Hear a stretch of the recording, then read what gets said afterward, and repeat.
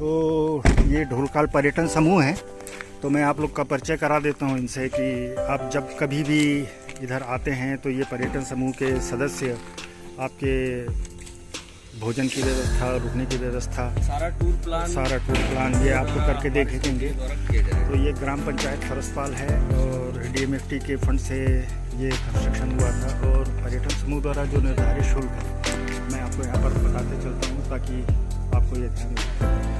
तो ये सब पर्यटन समूह के सदस्य हैं। और भाई बढ़िया, कैसा चल रहा है सबका? एकदम टकाटक और छोटो बढ़िया। चलो, तो ये पर्यटन समूह का दिखाते चलें कि डिस्ट्रिक्ट एडमिनिस्ट्रेशन ने यहाँ पर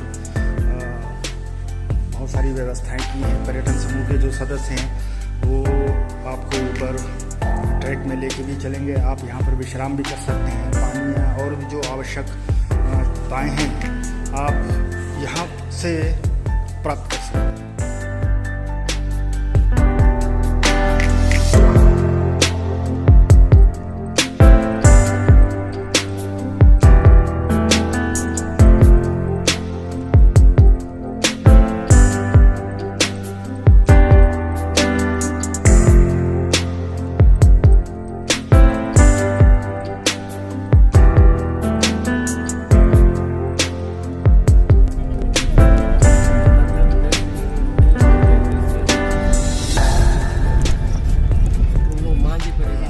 साथ जो गाइड हैं हम उनसे मिलते हैं और चर्चा करते हैं। भाई आपका नाम क्या है?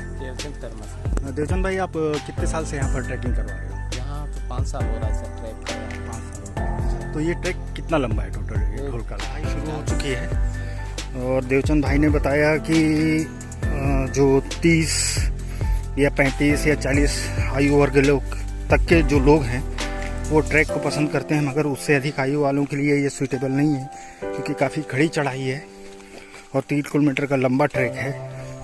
और चूँकि बहुत फॉरेस्ट ज़्यादा है यहाँ पर, तो ह्यूमिडिटी भी बहुत है जिसकी वजह से थोड़ी सी बेचैनी, सफोकेशन जैसा लगता है। फिर भी लोग आना चाहें तो उनका स्वागत है।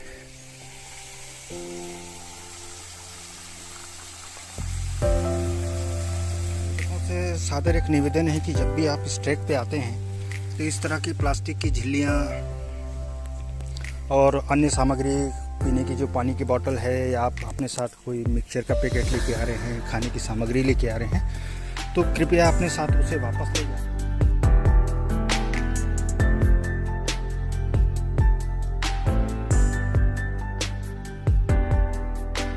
तुमको मालूम है ये वाली कौन सी जड़ी है?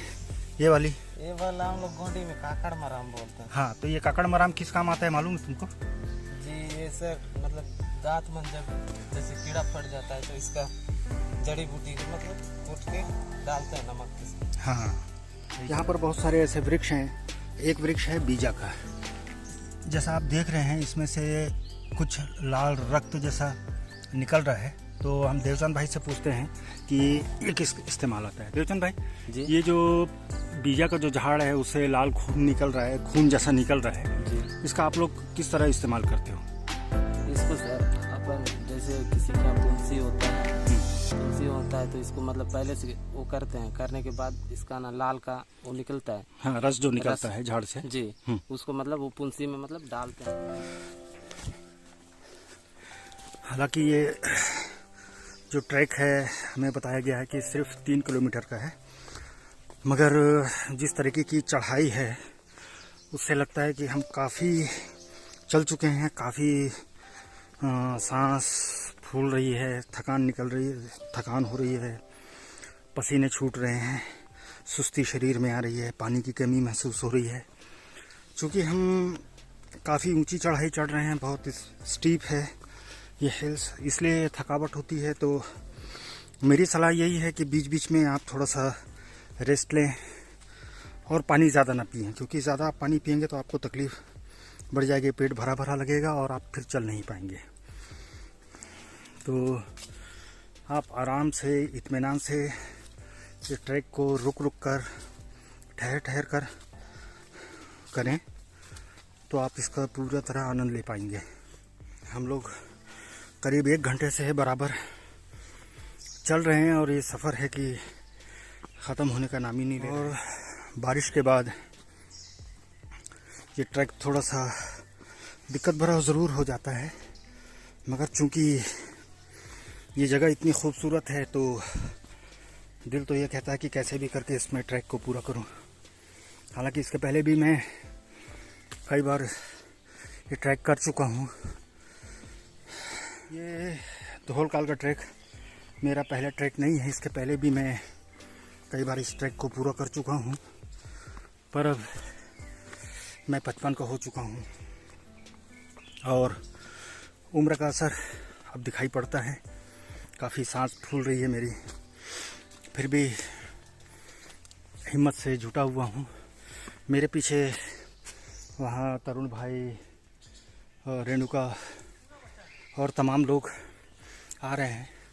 हालांकि वो यंग हैं, फिर भी उनकी स्पीड कम है, तो उम्मीद है कि मैं ये ट्रैक तो ज़रूर पूरा कर पाऊँगा।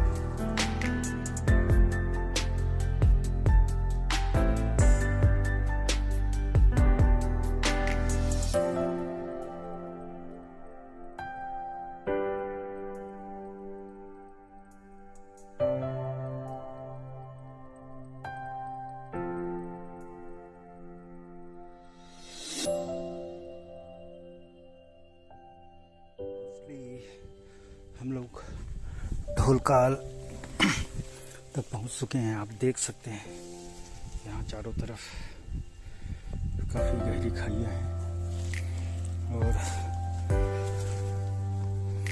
रास्ता भी थोड़ा सा मुश्किल तो है, चाहे तो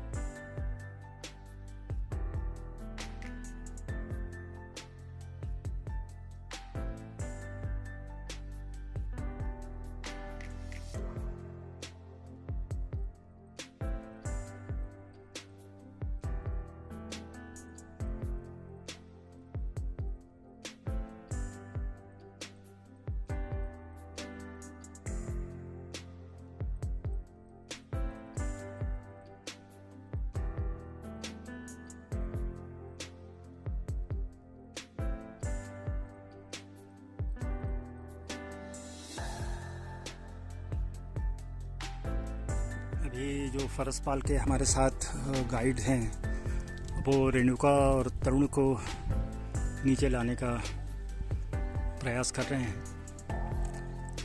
ये वाला सेक्शन थोड़ा सा डेंजरस है। आराम से, सावधानी से जो गाइड जिस तरीके से आपको बताना चाह रहा है, उतारना चाह रहा है, आपको वो उसी स्टेप्स को, उसके इंस्ट्रक्शंस को फॉलो करना चाहिए, क्योंकि थोड़ी सी भी चूक हुई तो ये आपके लिए घातक हो सकती है।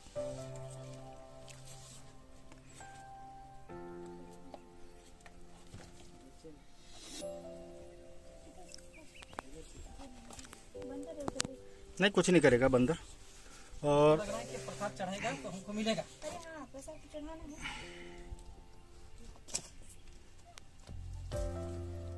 चल आ जाना तू भी।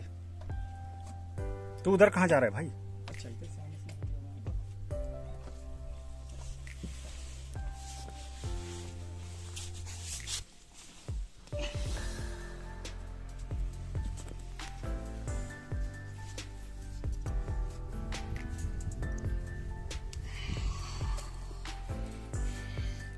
तो रेणुका, आपको कैसा लगा और ये ट्रैक कितना शानदार रहा? क्या अनुभूति हुई आपको?